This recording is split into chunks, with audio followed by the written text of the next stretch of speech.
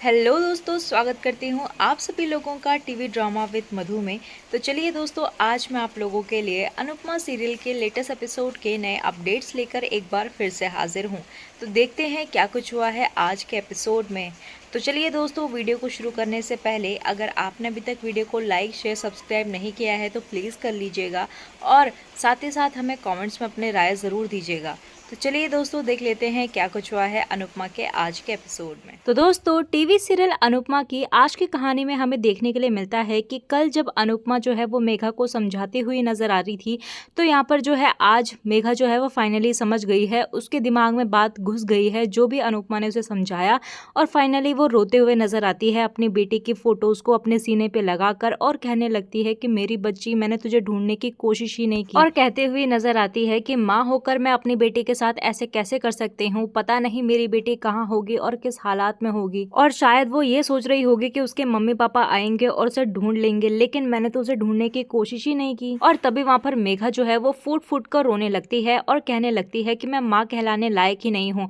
और मैंने अपनी बच्ची को एक बार भी ढूंढने की कोशिश नहीं की। कैसी माँ हूँ मैं, मुझे तो कोई माँ ही ना कहे तो अच्छा है। और तभी वहाँ पर अनुपमा जो है वो मेघा के पास आती है और कहने लगती है कि एक बार आप अपनी बेटी को ढूंढने की कोशिश कीजिए और इसमें हम भी आपका साथ देंगे, और आप चाहे तो हमारी बेटी आद्या को आप अपनी बेटी मान सकते हैं और उसकी मासी बुआ और चाहे जो मर्जी बन सकती हैं, लेकिन आप आद्या की माँ नहीं बन सकती, क्योंकि माँ तो उसकी मैं ही हूँ और कोई नहीं। और तभी हम देखते हैं कि अनुपमा जो है वो मेघा का शुक्रिया अदा करती है और कहने लगती है कि थैंक यू मेरी आद्या का इतना ज़्यादा ख्याल रखने के लिए और उसे अपने पास रखने के लिए, और वो आपके साथ जो है वो सुरक्षित रही, उसके लिए बहुत ज़्यादा थैंक यू। और तभी वहाँ पर अनुपमा जो है वो प्रिया के लिए कहती हुई नजर आती है और कहती है कि प्लीज आप प्रिया को ढूंढिए, पता नहीं वो किस हालात में होगी। और तभी हमें मेघा को दिखाया जाता है जो कि अनुपमा से माफी मांगते हुए नजर आती है और उसको गले लगा लेती है। वहीं पर अनुपमा जो है वो आद्या की फोटो मेघा को देती हुई नजर आती है और मेघा से प्रिया की फोटो लेते हुए नजर आती है, और दोनों ही जो है वो प्रिया को ढूंढने की बातें करते हुए नजर आते हैं। और तभी वहां पर अनुज कहने लगता है कि मेघा जी, आपने अपनी गलती मान ली, बस हम यही चाहते थे,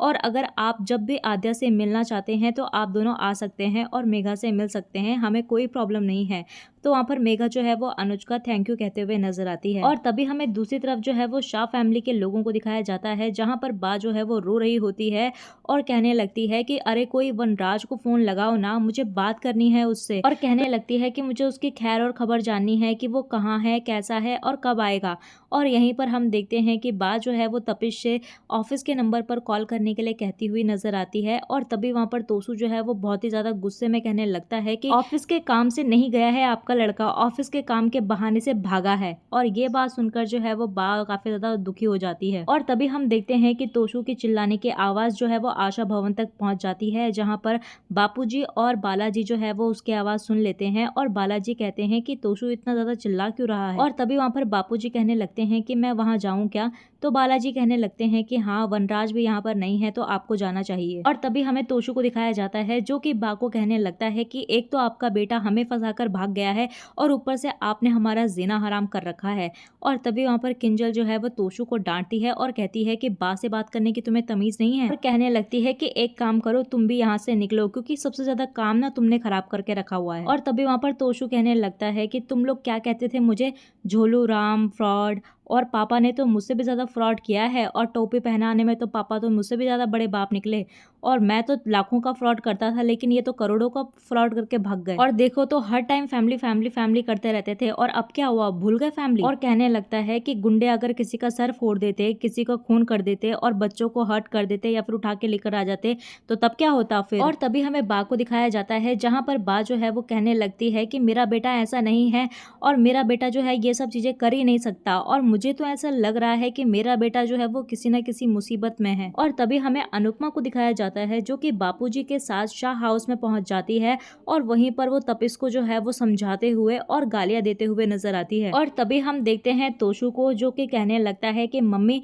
आपको पता नहीं है कि पापा ने क्या किया है, लोगों के करोड़ों रुपए लेकर भाग गए हैं वो, तो यहाँ पर अनुपमा कहने लगती है कि इस बारे में बात करने वाला तू होता कौन है। और तभी हम देखते हैं तोशु को, जो कि कहने लगता है कि अगर बच्चे गलती करे तो उनको फुल सजा मिलती है, लेकिन अगर वही गलती माँ बाप करे तो उन्हें कोई सजा ही नहीं मिलती। और मैं जानता हूँ कि अगर ये गलती हमने की होती ना तो आप लोग कहते कि इससे अच्छा होता कि हम बे औलाद होते, लेकिन आज मैं कह रहा हूँ कि अगर पापा ने गलती की है ना तो इससे अच्छा होता कि हम अनाथ ही होते, बिना माँ बाप के होते। और तभी हम तोशु को देखते हैं, जो कि अनुपमा से कहने लगता है कि अब ये मत सोचना कि मैं आपसे माफी मांगने वाला हूँ, और क्या पता पापा ने हमारे हिस्से का पेंट हाउस वगैरह सब जगह जो है वो सौदा कर दिया होगा बिल्डरों के साथ, और मैं तो साफ साफ बता रहा हूँ कि मैं अपना हिस्सा विस्सा जो है वो किसी को देने वाला नहीं हूँ। और तभी हम देखते हैं कि तोशु जो है वो एक चेयर खींच के लेकर आता है और उसके ऊपर बैठकर जो है वो सबके ऊपर रोब झाड़ने लगता है और कहने लगता है इशारों इशारों में कि अब से जो है वो सिर्फ और सिर्फ मेरी चलेगी और किसी की नहीं, जो मैं कहूँगा सबको मेरी बात माननी होगी।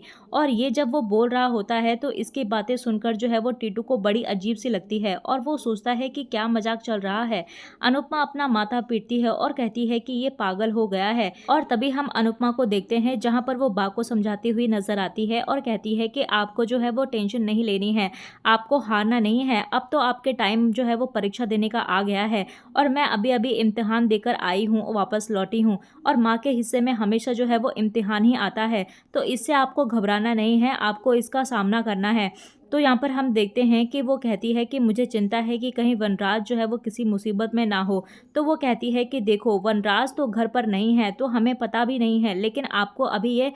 तोशु वाली मुसीबत से लड़ना होगा और ये पागल हो गया है और पता नहीं क्या क्या सोचे जा रहा है और इसके दिमाग में क्या क्या चल रहा है। और तभी वहाँ पर अनुपमा जो है वो बा से कहने लगती है कि आपको जो है वो तोशु की मनमानी इस घर में नहीं चलने देनी है। और वहीं पर वो सारे घर के सदस्यों से बात करती हुई नजर आती है और कहती है कि तुम सबको जो है वो साथ मिलकर रहना पड़ेगा और तुम लोगों को मुसीबत का सामना करना होगा। और ये तो पागल हो गया है तोशु, तुम लोगों को कुछ भी करके जो है वो उसकी मनमानी नहीं चलने देनी होगी और अगर तुम सब लोग साथ रहोगे तो वो कुछ भी नहीं कर पाएगा, वो तो नालायक है। और सब लोग हाँ में हाँ जो है सर हिलाते हुए नजर आते हैं। और तभी हमें सीरियल में आगे देखने के लिए मिलता है कि अनुपमा जो है वो आश्रम में पहुंच जाती है जहां पर बाला काका कहते हैं कि देखो वो आ गई। और जैसे ही अनुपमा इधर आती है तो आद्या जो है वो भागकर उसे गले लग जाती है। तो अनुपमा उसे गले लगाकर कहती है कि बेटा टेंशन मत लो, सब ठीक है। और तभी वहां पर अनुपमा जो है वो मनी मन के अंदर सोचने लगती है कि हे भगवान ये क्या चल रहा है, और वनराज पे तो मुझे रत्ती भर का भी विश्वास नहीं है, वो कुछ भी कर सकता है,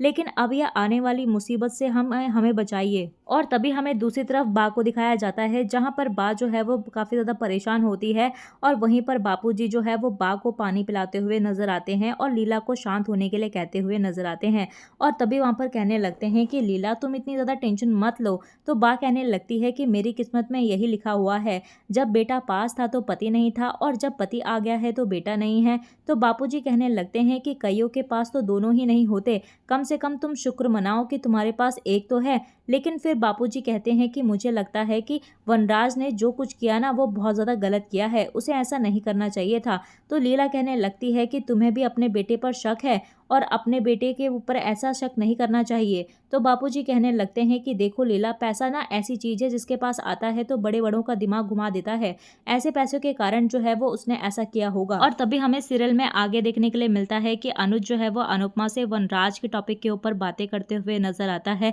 और कहने लगता है कि जब इंसान को जो है वो बहुत सारा पैसा मिल जाता है ना तो उसके सर पे चढ़ जाता है और उसका ईगो जो है वो बहुत ही ज़्यादा अलग लेवल पे आ जाता है। तो मुझे लग रहा है कि उसको ये जो एकदम से शोहरत मिली है ना उसे हजम नहीं हुई, इसीलिए उसने ऐसा कर दिया और उसकी इन हरकतों की वजह से अब उसकी फैमिली जो है वो भुगतेगी ये सब और उन्हें ही सब कुछ झेलना पड़ेगा। और तभी वहां पर अनुज जो है वो अनुपमा से कहता हुआ नजर आता है कि जो बर्बादी है ना उसने शाह फैमिली में दस्तक दे दी है और उनके बुरे दिन लग चुके हैं। तो दोस्तों जिस चीज का था आप लोगों को बेसब्री से इंतजार, अब शायद वो चीज होने वाली है और शाह फैमिली के लोग जो है वो सड़क पर आने वाले हैं। तो दोस्तों आप लोगों की क्या राय है, हमें कमेंट सेक्शन में अपना राय जो है वो जरूर दीजिएगा। और साथ ही साथ अगर आप लोगों को आज की ये वीडियो पसंद आई हो तो प्लीज वीडियो को लाइक शेयर सब्सक्राइब जरूर कीजिएगा। मिलते हैं आपको नए अपडेट्स के साथ, तब तक के लिए नमस्कार।